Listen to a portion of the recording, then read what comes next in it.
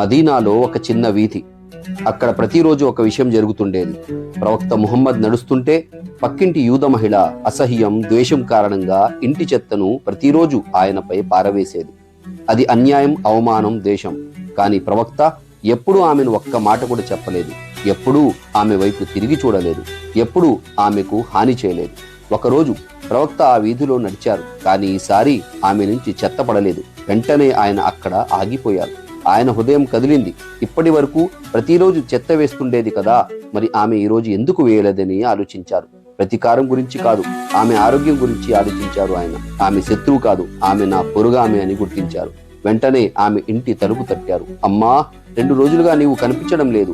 నీకు ఏమైంది? మీ ఆరోగ్యం బాగానే ఉంది కదా అని ఆమెను ప్రేమగా అడిగారు. అంతే, ఆమె ఆశ్చర్యంతో నేలవైపు చూసింది. ఆమె కళ్ళల్లో నుండి బడబడా నీళ్లు కారడం మొదలయ్యాయి. ఆమె కన్నీళ్లతో చెప్పింది, నేను నిన్ను బాధ పెట్టాను, నీపై చెత్త వేశాను, నిన్ను అవమానపరిచాను. కానీ నీవు ఈరోజు అన్నీ మరచి నా ఆరోగ్యం గురించి అడుగుతున్నావా? ఆమె గుండె పగిలిపోయింది. ఆ కన్నీళ్లలో పశ్చాత్తాపం కనబడింది. అప్పుడు ప్రవక్త శాంతంగా చెప్పారు, అమ్మా, నీవు నా పొరుగామె, నీకు నా మీద హక్కు ఉంది. అల్లాహ్ నన్ను మంచి చేసే వాళ్లలో ఉండమని మాత్రమే పంపించాడు. అదే క్షణం ఆమె గుండె లోతుల్లో నుండి మాట్లాడింది, ఓ ముహమ్మద్, నిస్సందేహంగా నీలాంటి మనిషి మాత్రమే నిజమైన దేవుని ప్రవక్త అవ్వగలడు అని ఆమె సాక్ష్యమిచ్చింది.